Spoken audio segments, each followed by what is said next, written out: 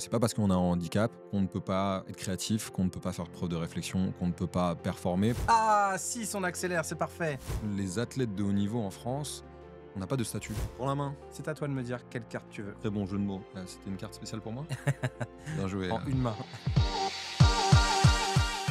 Une médaille d'or, un saut en longueur vont le propulser dans l'histoire et en particulier aux Jeux de Pékin. Derrière cette performance, il y a un homme, une détermination hors norme et un parcours exceptionnel. J'ai nommé Mister Arnaud Assoumani, athlète paralympique et surtout un spécialiste du saut en longueur. Arnaud, tu as une particularité, une singularité. Tu es né sans avant-bras gauche et tu découvres l'athlétisme à 11 ans et transformes cette passion très vite en un défi, devenir champion. Et quel champion, monsieur! 5 médailles paralympiques, un record du monde, une longévité incroyable. Mais Arnaud, tu es bien plus que ça. Et c'est pour ça que j'ai hâte de jouer à Prends ta place avec toi. Tu es un défenseur du sport pour tous et tu t'engages depuis longtemps pour l'égalité, les droits fondamentaux, dans l'art, dans la culture. Tu es un artiste, un créateur. Ce bras gauche, tu vas en faire une force, un symbole à travers des projets inspirants. On va parler de Golden Arm Trophy, de l'exposition Bras d'or, Bras d'art. Et surtout, tu es un modèle qui prouve que le handicap ne définit pas une personne. Non, non. Ni son potentiel, ni ses compétences. Alors aujourd'hui, je reçois certes un champion, une source d'inspiration, c'est aussi un ami et surtout un altruiste. Alors, salut Arnaud, comment ça va?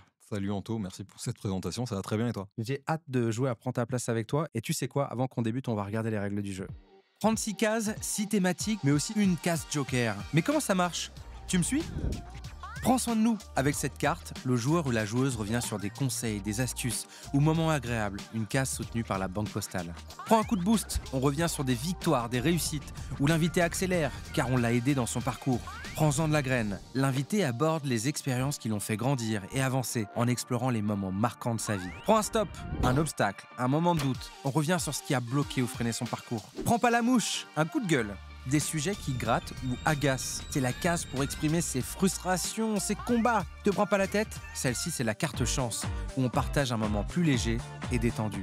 Prends la main, l'invité prend le contrôle du jeu. C'est lui qui choisit sa carte. Pour terminer la partie, mon invité devra atteindre la case « Prends ta place ». Bref, ici, personne ne perd, soit tu gagnes, soit tu apprends. Est-ce que les règles te paraissent claires? Ouais, c'est très clair. Arnaud, je te demandais de choisir ton pion et tu as le choix de la couleur. Je vais prendre du jaune. Je t'en prie, c'est à toi de lancer le dé. 2! Ça commence par un petit chiffre. Mais regardez, on a un champion de saut en longueur. Il commence par un coup de boost. Prends un coup de boost. Eh bien, tu vois, on commence par tes records. Recordman, Pékin 2008, c'est la consécration. 7,23 m, c'est ce qui transforme l'essai à l'époque. Tu deviens médaillé d'or. Tu me parles de tes émotions à ce moment-là? Alors je suis dans le nid d'oiseaux, il y a 90 000 personnes. C'est la première fois que je saute dans un stade où il y a autant de monde. C'est vraiment une arène. Le bruit est assez assourdissant. Moi, je me rappelle de la claque surtout. Quand tu demandes au public, tu vois, de faire la claque. Je crois que tu étais là à Paris en 2024. Ça me dit quelque chose. D'ailleurs, pour m'encourager, merci pour ça. Ça, c'est assez grisant. Il y a un truc où ça te propulse dans quelque chose d'autre. J'ai des émotions, mais c'est presque un peu facile sur le concours en lui-même. Je gagne, mais ma famille n'est pas là. J'ai pas d'amis à l'équipe de France. Donc voilà, je partage avec eux. J'ai vraiment des émotions beaucoup plus sur le podium, en fait. Quand il y a la Marseillaise, on entend un peu tous les athlètes dire ça, mais c'est vrai. Parce que même si là, j'ai 23 ans, donc je suis assez jeune, mais j'ai déjà eu plein de galères. J'ai eu des problèmes de dos pendant 4 ans. J'allais, pour moi, pas faire de carrière à haut niveau, j'allais arrêter. Donc de se retrouver là et de se dire, bon, bah, au final, ça vaut le coup et j'ai bien fait de ne pas avoir abandonné. Je repense à mon entraîneur, je repense à ma mère qui m'emmenait au stade, je repense un peu à tout ça, ces moments difficiles et des émotions. Mais le manque, c'est de pouvoir le partager avec la famille et les amis, quoi. C'est quoi le message à ce moment-là? Alors, à ce moment-là, je pense que j'ai pas vraiment conscientisé le fait de passer des messages. C'est assez indirect. Il n'y a pas du tout de direct, justement, à la télé. Donc, on est sur des résumés. Il y avait un petit peu de radio. Je fais mes premiers jeux, moi, en 2004. Il n'y a que la radio. J'ai pas du tout d'interview télé, par exemple. Alors que je fais une première médaille. Là, on va dire que le message, il est plus induit. Tu fais partie des Françaises, des Français athlètes qui ont un handicap, qui sont présents aux Jeux paralympiques, qui décrochent une médaille. Et au final, ça impacte déjà, si tu veux, quoi. Réellement, moi, ça va être après 2008 où j'annonce publiquement vouloir me qualifier pour les Jeux Olympiques et les Jeux Paralympiques, ce qui paraît totalement irréel parce que là, je fais 7,23 m et pour me qualifier pour les Jeux de Londres, il fallait que je fasse 8,20 m. Mais j'ai plus de problèmes physiques. Je sens que j'ai un gros potentiel de progression parce que ça faisait, je sais pas, 5 ans que j'avais pas battu, ou peut-être un peu moins, mais pas battu mon record. Et très rapidement, je progresse. L'année d'après, je fais 7,75 m. J'ai plus de problèmes physiques pendant 3 ans, vraiment plus de soucis. Je fais une médaille au championnat de France valide. Je suis le premier athlète en France à faire une médaille. Voilà. Alors, c'est très bizarre de dire valide. Ça, c'est vraiment quelque chose qui va évoluer. Et j'espère dans les années futures, d'ailleurs, on utilisera un autre vocabulaire. Et donc, je fais mon record à 7,82 m et je montre que chaque année, c'est possible, je peux le faire. Et le message derrière, c'est de dire que c'est pas parce qu'on a un handicap qu'on ne peut pas être créatif, qu'on ne peut pas faire preuve de réflexion, qu'on ne peut pas performer, parce que un des stéréotypes principaux par rapport au handicap, c'est l'idée qu'une personne qui a un handicap n'est pas performante. Et on n'est pas concentré sur les capacités et qu'est-ce que peut faire réellement cette personne. Et c'est vrai pour les personnes qui ont un handicap, mais c'est vrai pour toutes les personnes qui ont des challenges et qui ont des vulnérabilités. On a tous et toutes des vulnérabilités. Mais la société, de manière générale, invisibilise tout ce qui est vulnérable, tout ce qui pourrait paraître comme une faiblesse. Alors que on peut travailler là-dessus, on peut progresser et surtout, on n'est pas concentré sur nos forces. Donc, c'est ce message-là, vraiment, en fait, sur lequel, en tout cas, je m'inscris, qui va me suivre toute ma carrière. J'ai lancé un concours en 2012, Et justement, on va en t'en parler parler, juste après. pour dessiner graphiquement la prothèse que j'allais porter pour les Jeux. Et dans cette idée, encore une fois, de changer le regard.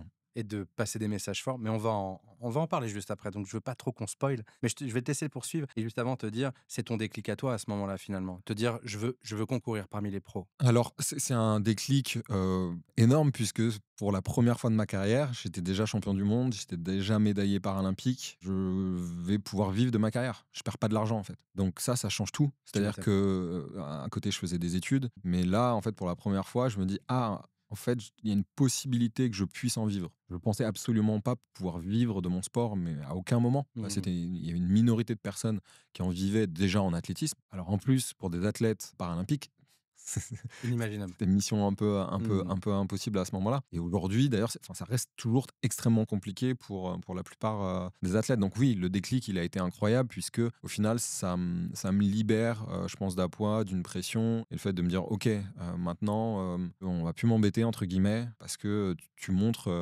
un petit peu ta valeur. C'est bête, hein, Mmh. mais dans le sport, tu montres ta valeur et on te respecte quand tu as des médailles. Des performances. Mais le chemin qui est le plus important au final, Mmh. est-ce que tu arrives à apprendre? S'il n'est pas valorisé par une médaille, bah, on va pas le voir forcément. Ouais, complètement. La médaille qui te donne la force pour la suite. Je te laisse poursuivre. Faire des gros chiffres quand même parce que Toujours la perf, la perf, la perf. C'est ça les champions. Un petit 2, tu vois? encore. Ouh là là! Prends un stop. Point stop. Tu vois, ça s'arrête net. La carte s'appelle harcèlement. Plus jeune, tu as subi du harcèlement scolaire à cause de ta singularité. On en a parlé en début d'émission, ton bras en moins. Ta force de champion, est-ce que tu la puises aussi de tes humiliations passées? Je l'appuie forcément de mon vécu. Et alors après, je sais pas si c'est une mentalité de champion. En tout cas, c'est plutôt une mentalité de pouvoir rebondir, de ne pas abandonner malgré des moments qui peuvent être difficiles. On a souvent le message par rapport au harcèlement et d'exemples positifs. C'est hyper important. Effectivement, moi, ça s'est bien passé quelques années plus tard. J'ai eu une période où j'ai été violent, j'ai réagi violemment parce que je ne savais pas me défendre en fait à ce moment-là. Ça a été extrêmement douloureux et je me souviens, je m'entraînais dans ma chambre, j'adore le taekwondo, je m'entraînais à faire des trucs de taekwondo contre le matelas que je mettais contre le mur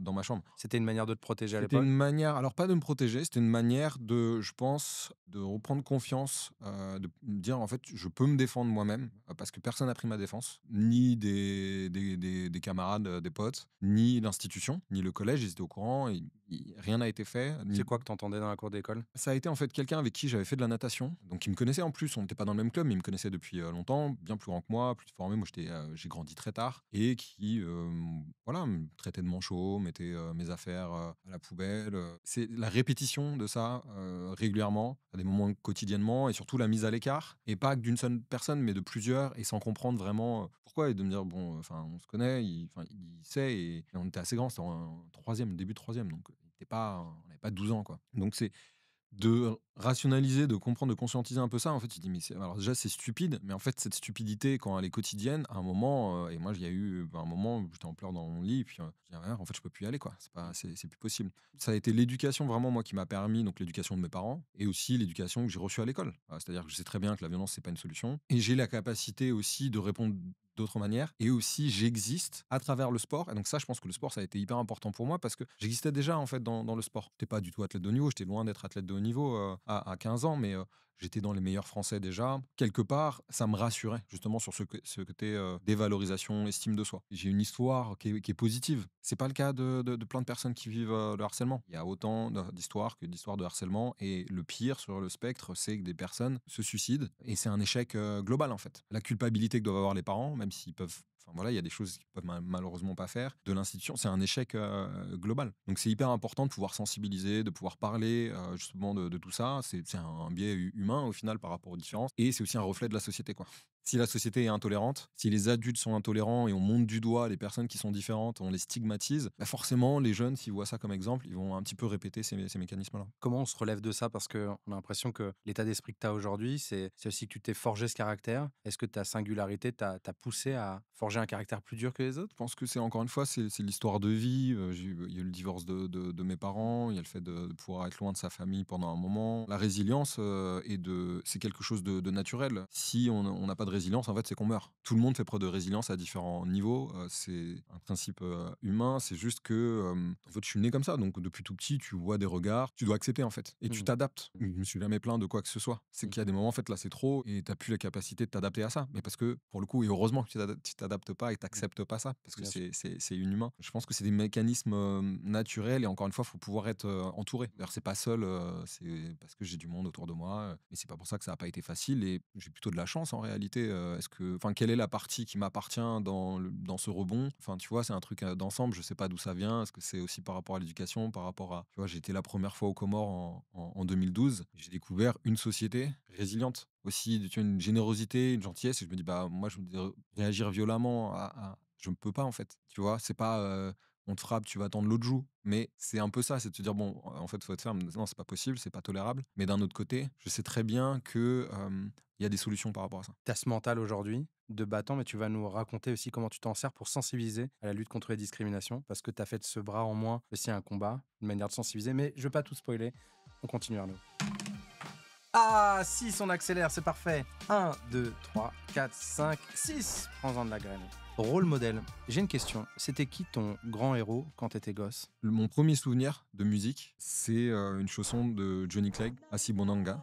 Johnny Clegg, donc en Afrique du Sud, appelé le Zoulou blanc. Et cette chanson, elle parle de Mandela, Nelson Mandela, en demandant si vous l'avez vu et partageant réellement, pour le coup, sa résilience et ce qu'il a permis. Alors, il était encore en prison quand il a fait cette chanson-là. Et sur d'autres vidéos que j'ai pu voir à l'âge adulte plus tard, Nelson Mandela arrive sur scène avec lui. Et en fait, c'est assez dingue parce que cette chanson, je me souviens très bien danser. Je devais avoir 2 ans et demi, 3 ans. Et le symbole qu'elle représente aujourd'hui pour moi, au final, dans mes engagements, de me dire que cette représentation de Nelson Mandela derrière, ce principe justement de pouvoir, malgré ce que j'ai pu vivre, alors j'ai rien vécu en comparaison de difficile par rapport à Nelson Mandela, mais de ce qu'il en a fait pour unir les gens et pour dépasser des rancœurs, des douleurs personnelles. Et le fait de pouvoir donner, partager et d'être dans cet amour, dans cette générosité, parce qu'il sait très bien quelle est la solution. Donc ça a été un modèle, Nelson Mandela. Pour l'athlé, j'en ai eu plusieurs. Il y a eu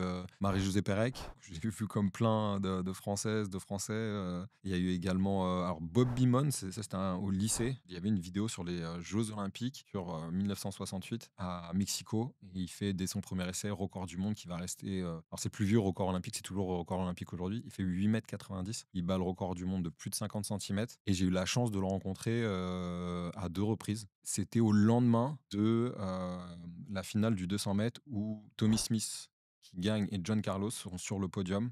Il y a Peter Norman, l'athlète australien dont on parle pas souvent. Donc Tommy Smith qui lève avec le bras levé et le poing avec un gant noir. Et également John Carlos qui est sur la deuxième marche du podium et qui vont être virés des Jeux. Peter Norman également, parce qu'il porte un badge pour la paix, parce que c'est un principe de paix, les Jeux Olympiques et les Jeux Paralympiques. Et donc ça, je sais que c'est une image qui, moi, a été hyper importante. Le son en longueur, parce que c'est ma passion. Le poids, en fait, sur l'engagement politique et une lutte contre la ségrégation Et l'image que ça noire aux renvoie à ce États-Unis. moment-là. Exactement, ouais. Toi qui as eu plusieurs rôles modèles, mais finalement pas une seule figure, aujourd'hui tu as conscience que c'est toi le rôle modèle? Non, parce que déjà, je me mesure absolument pas, je me compare pas, en fait. Je suis pas du tout à ce niveau-là. Et on a chacun notre notre cheminement. Non, j'essaie de juste faire ma part en fait. On est dans une société, on peut pas vivre seul. On a besoin des autres tout simplement. On a besoin de faire ensemble. Et donc j'essaie de contrebalancer un peu tout le négatif qu'il y a et d'apporter ce que je peux quoi, à mon niveau. Donc là, ça a été d'abord avec le sport sur les pistes et en dehors. Voilà, des projets culturels. Mais au-delà, en fait, c'est comment je peux apporter quoi. Je te trouve très humble, cher Arnaud, même si aujourd'hui tu inspires des milliers de jeunes et moins jeunes, de gens qui se reconnaissaient peut-être pas dans ta catégorie ou qui n'avaient pas des figures d'inspiration. Mais on va continuer et sans doute que ceux qui nous écoutent vont s'apercevoir que tu es bien plus un rôle modèle que tu dis l'être. Allez, 4 1, 2, 3, 4.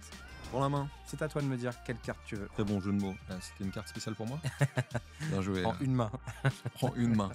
La gauche de préférence. Allez. Alors, prends la main. Du coup, je vais prendre la blanche. Ah, te prends pas la tête. Le nom de la carte s'appelle l'art. L'art occupe une très grande partie de ta vie. Beatbox, samba, cinéma. Mais aussi, tu es modèle photo pour une exposition qui m'a beaucoup marqué. Bras d'or, bras d'art. Tu me racontes ? Bras d'or, bras d'art, c'est un projet de collaboration artistique avec un designer, un photographe pour changer le regard dans un environnement rétro-futuriste. Et le but, c'était vraiment de pouvoir toucher différents types de publics, puisque là, on est dans le monde de la mode, de l'esthétique, et également avec le médium du design, mais toujours en travaillant sur le changement de regard par rapport au handicap. Là, cette prothèse, au final, devient un outil d'ouverture au dialogue. Et donc, que ce soit autant sur les pistes, lorsque je vais rencontrer, j'en sais rien, des familles, des gamins, mais aussi des personnes qui ne vont pas dans les stades, qui ne te voient pas nécessairement à la télé. Tu interviens souvent dans des écoles ? Exactement. Et là, voilà, c'est une autre manière, en utilisant l'art, qui est un moyen d'expression assez incroyable. Et il y a d'autres projets aussi qui sont un peu dans le pipe pour aller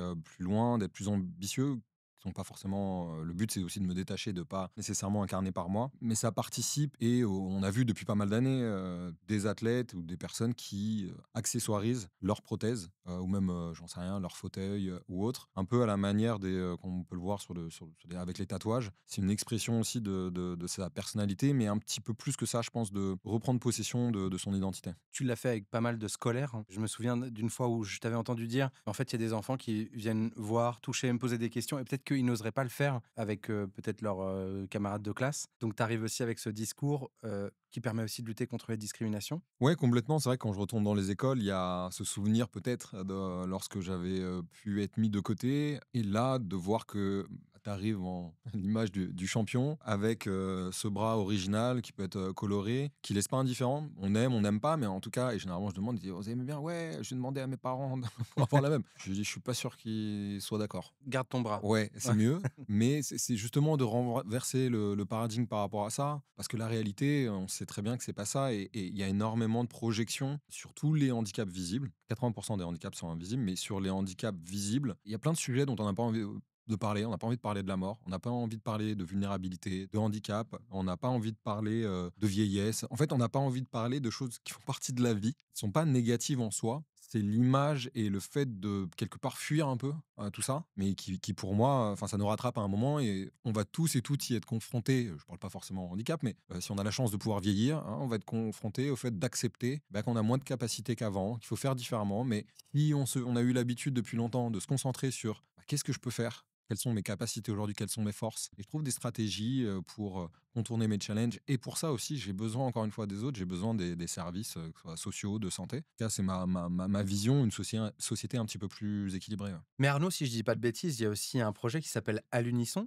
Ouais, complètement. Le projet à l'unisson, on est hyper fiers. On l'a co-construit avec Mourad Bouayad. Ça a été vraiment né de notre rencontre. Mourad, lui, il est danseur et chorégraphe. Et l'objectif du projet, c'était vraiment un projet autour de la rencontre, autour de l'écoute également, des personnes qui viennent du milieu de la danse, professionnels, amateurs, également des athlètes. On a eu la chance d'avoir Marie-Josée Perret qui était présente, des personnalités avec Claudia Tagbo, et puis des personnes qui sont pas nécessairement connues, du handicap visible, invisible, et de se dire, ok, on va avoir des représentations à l'Olympia pendant l'Olympiade culturelle, juste avant le début des Jeux Olympiques de Paris 2024. 2 jours avant, personne ne se connaît, beaucoup n'ont jamais dansé, et Mourad, tu as le challenge de nous faire tous danser, parce qu'au final, j'ai dansé également, à travers un exercice qui s'est inspiré des oiseaux de paradis, une méthode qu'il a créée et un spectacle d'une heure qui a été fait à 6 reprises. C'était assez incroyable parce que le message qu'on souhaitait véhiculer et vraiment la trace qu'on souhaitait laisser à travers ce projet, c'est les émotions qu'on peut vivre et essayer de se dire, et en fait, cette histoire qui est en train de se dérouler sous nos yeux, c'est un peu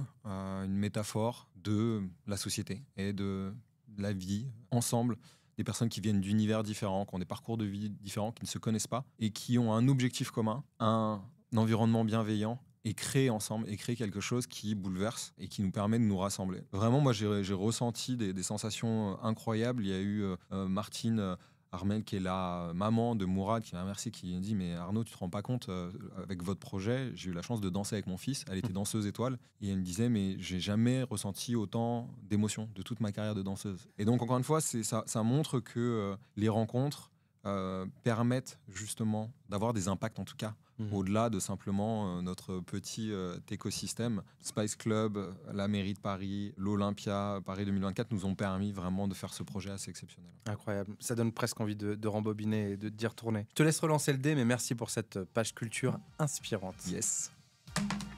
1, 5. Il continue d'accélérer. 1, 2, 3, 4, 5.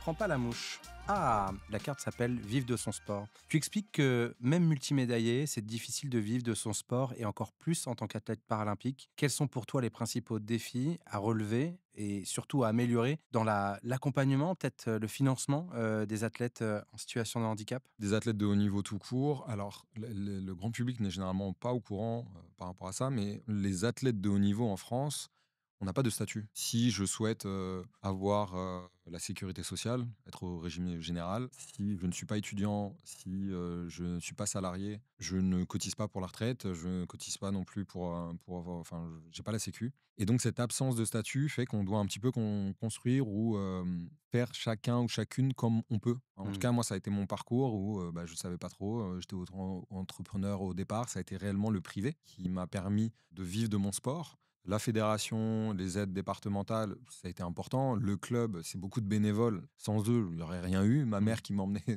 régulièrement, plusieurs fois par semaine, à l'entraînement et aux compétitions, clairement, je n'aurais pas pu faire. Mais lorsqu'on est à haut niveau, les aides publiques, en fait, elles sont ridicules par rapport aux besoins de préparation.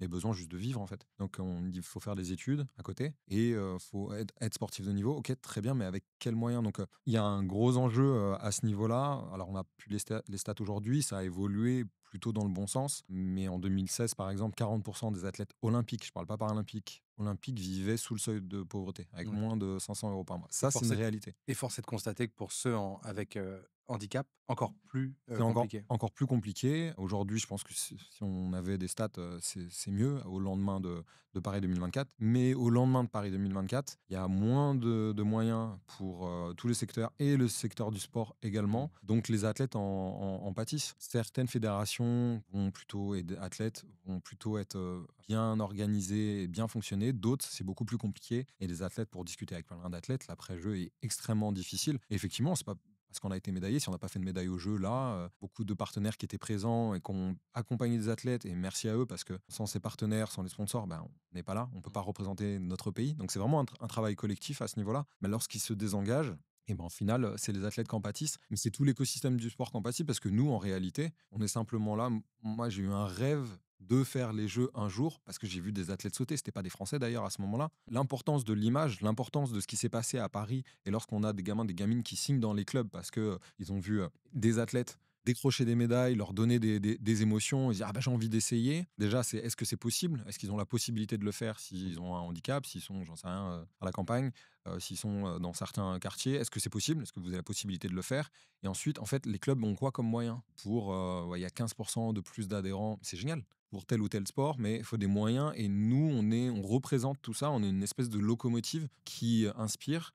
Mais derrière, c'est tout l'écosystème des clubs et c'est tout l'écosystème aussi avec l'éducation, avec tout ce qui est en lien aussi avec le sport santé et la prévention. Sur le long terme, on n'en parle pas du tout suffisamment. Comment on fait pour transformer? Comment on fait pour utiliser cette opportunité qu'il n'y a qu'une fois en fait dans l'histoire? plus jamais ça se passera en France. Il y a beaucoup moins d'argent sur l'accessibilité aujourd'hui, sur les enjeux, on pense au transport, au logement, et c'est pas juste ça. L'accès à l'école, l'accès aux études, l'accès au travail, 50% de chômage en plus chez les personnes qui ont un handicap. Comment on répond en fait à tous ces enjeux, ces sujets-là, alors qu'on fête les 20 ans de la loi handicap cette année et que beaucoup de personnes ne se sentent pas forcément concernées jusqu'au jour où, et c'est là où, en tant que société, et le devoir du politique et des institutions, c'est de répondre à des problématiques qui sont des problématiques sur le long terme. Donc effectivement, ces investissements, on va pas voir les bénéfices tout de suite. Par contre, ça va bénéficier à tout le monde, handicap ou pas handicap. Et donc, c'est pas une partie de la population française qui en bénéficie et qui en bénéficiera. Non, c'est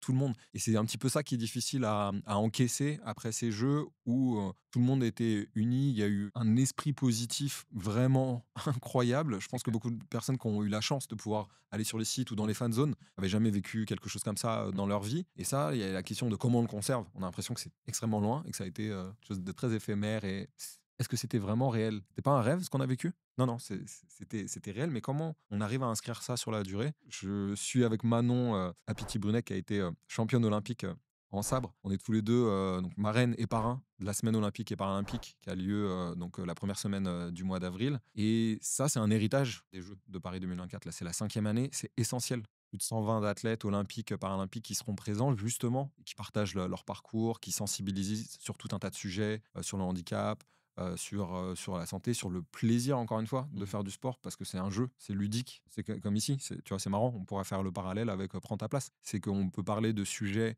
importants, plein de projets créatifs, ça peut être des choses hyper cool et on peut s'amuser. Et en même temps, on peut travailler sur des choses qui sont importantes pour tout le monde. Des sujets de fond. Merci Arnaud, c'est inspirant. Je te laisse poursuivre. Et je vois bien que cette page Paris 2024, on aurait voulu qu'elle se poursuive, qu'elle continue. C'était positif. C'était que des Quatre. messages inspirants. 1, 2, 3, 4. Et il continue à prendre un coup de boost. Bon, un coup de boost. Ah, dans la tête d'un champion, c'est le nom de la J'aime ton carte. enthousiasme. Toujours de l'enthousiasme. Il se passe quoi dans la tête d'Arnaud Assoumani sur la ligne de départ? C'est quoi le mental à ce moment-là?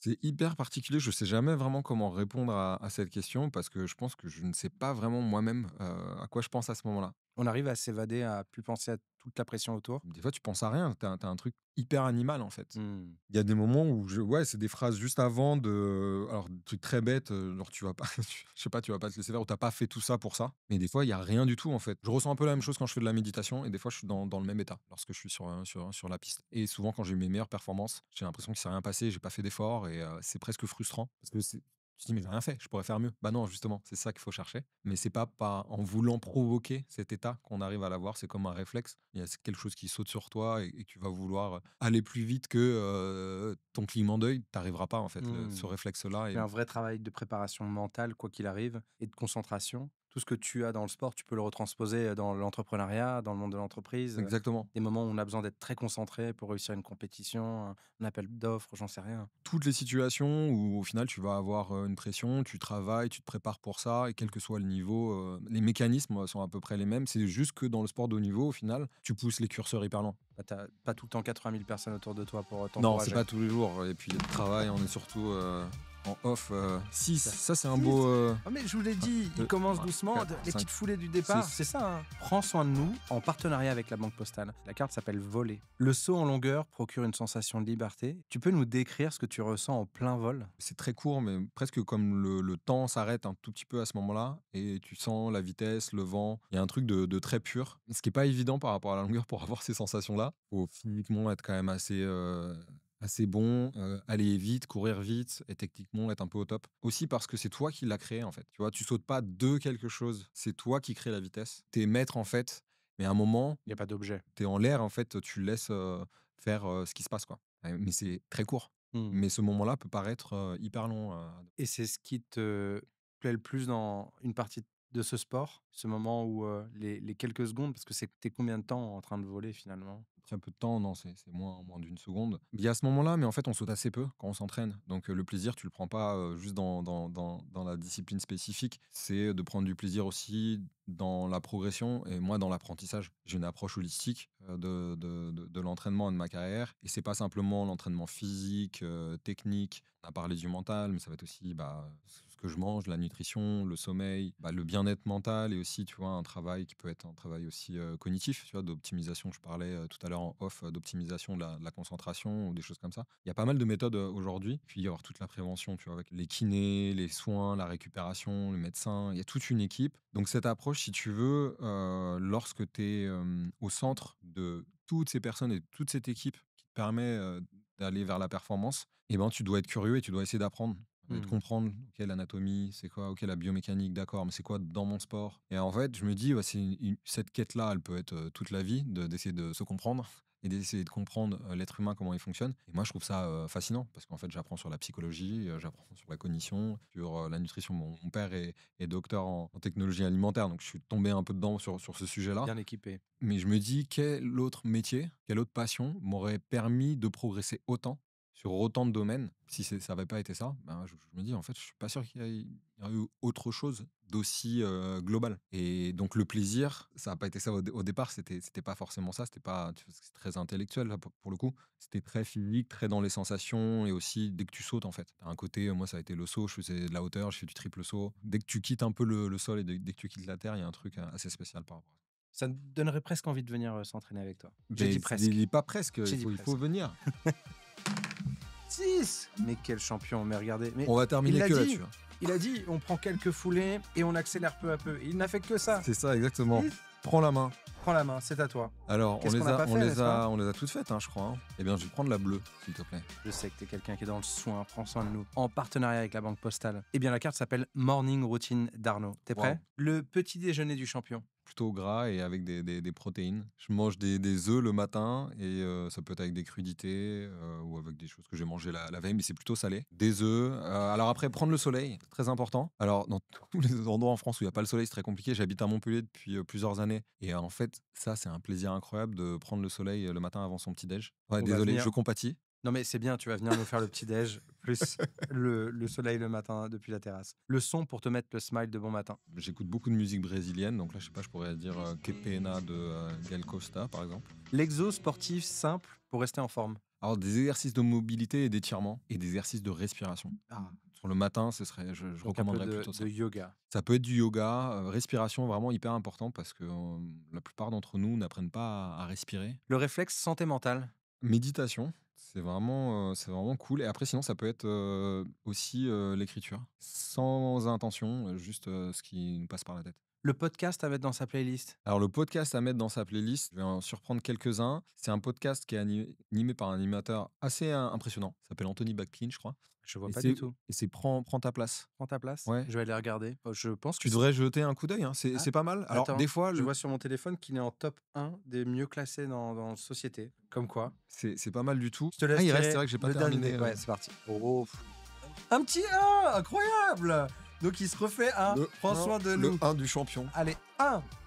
Et c'est sans trucage, hein. Mesdames et messieurs, c'est réalisé sans trucage. On retombe sur Prends soin de nous et la carte s'appelle Et après. 5 médailles paralympiques, plusieurs championnats du monde, un record mondial. Je crois savoir que les Jeux Paris 2024 étaient en tout cas pas la première, mais plutôt dans les dernières compétitions. Tu l'as dit juste avant. Moi, Arnaud, j'ai vraiment envie que tu me parles du prochain grand projet, du rêve qui t'animerait. C'est quoi qu'Arnaud a envie de laisser comme héritage après une telle carrière? C'est de continuer les engagements et d'être leader d'opinion sur tous ces sujets, des sujets de société, des sujets qui sont importants pour la famille, pour les amis, qui permettent de nous unir. Donc, à ce niveau-là, j'interviens déjà sur des événements internationaux, soit autour du sport développement, de l'aide publique au développement de manière générale, sur des projets en France associatifs sur l'égalité des chances, sur la diversité, sur le fait de faire ensemble et de pouvoir innover pour un progrès, mais un progrès, on parle souvent de progrès, d'innovation, ouais, ok d'accord, mais à un moment, est-ce que c'est un progrès d'un point de vue humain? Est-ce que c'est un progrès social? Est-ce que c'est un progrès dans nos relations aux autres? Est-ce que c'est un progrès personnel? Accessible à tous aussi. Accessible et est-ce qu'on vit mieux? Est-ce qu'on va mieux? Est-ce qu'on est en meilleure santé? Est-ce que c'est vraiment un progrès en fait? Moi, je suis sur ces projets-là. J'invite les gens à me suivre. Il y aura d'autres projets que je suis en train de construire, notamment en équipe. Il y aura des projets culturels toujours parce que je suis passionné par la musique. Je suis passionné par l'art en général. Et puis le sport, j'aurais toujours un pied dans le sport, mais j'aurais toujours un pied dans le sport vraiment comme outil d'innovation sociale, d'éducation et de faire de la prévention pour la santé. Parce que l'enjeu, il est hyper important en fait. Et moi, je le vois, j'ai pas d'enfants, mais j'ai des nièces. Je suis parrain, bah, j'ai envie qu'ils puissent grandir dans un monde, tolérant, puissent avoir une chance et des perspectives, puissent avoir des rêves et de se dire, «C'est possible». Et pour beaucoup aujourd'hui, on ment aux gens lorsqu'on leur dit: «C'est possible». Et dans l'exemple que je donne, c'est pas dans le fait d'être champion ou championne et d'avoir quelque chose d'exceptionnel. Dans l'artisanat, sans être exceptionnel, il y a des parcours et des chemins qui sont juste incroyables, qui sont respectables et on peut être heureux dans cette vie-là. On le met pas nécessairement en avant. Il y a une multitude de chemins et c'est vrai que des métiers qui sont les plus importants, on l'a vu pendant le Covid, les métiers sociaux, les métiers de santé, on le sait que ce sont les métiers les plus importants. Et à un moment, c'est important de dire, en fait, c'est pas normal que ces métiers-là ne soient pas valorisés et soient les moins bien payés. Dans l'éducation également. Et les gens, à un moment, ils arrêtent, ils en ont marre. Ils disent, bon, bah oui, bah, moi aussi, j'ai envie d'une vie, je vais pas sacrifier ma vie non plus pour les autres. Comment on repense tout ça? Et comment ta voix continue à porter sur les questions Exactement. d'équité sociale. Mais de le faire ensemble, encore une fois. C'est pas d'être isolé. Dans le sport et quand on s'entraîne, tu vois, c'est un sport individuel, mais en réalité, j'ai une équipe, je suis seul sur la piste. On nous valorise seul. Non, il y a du monde derrière. Et c'est comment, justement, on fait ensemble. Pour moi, enfin, en tout cas, c'est la solution. Elle est là, elle est collective. Le sens du collectif, ça te va très très bien. Arnaud, je te laisse tirer le dé une dernière fois pour voir si tu vas finalement prendre ta place. J'ai un doute, mais quand même, on va regarder. Et c'est un 6. Fini sur la dernière deux, foulée. trois, 3, quatre, 4, 5, 6. Magnifique. Champion du monde. Qui l'eût cru?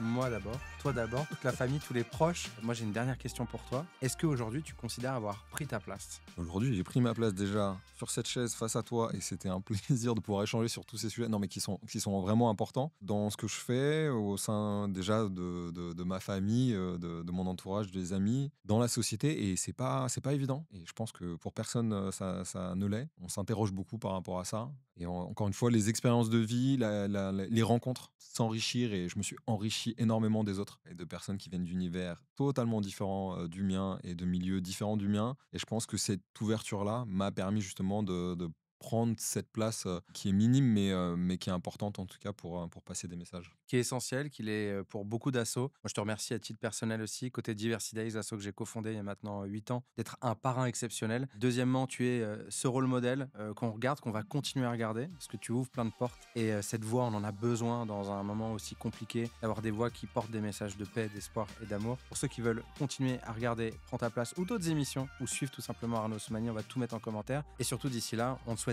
énormément de succès dans les projets que tu vas entreprendre. Merci Arnaud d'être venu jouer à Prends ta place avec moi. Merci beaucoup, Anto, et merci à l'équipe. Force à nous, à bientôt.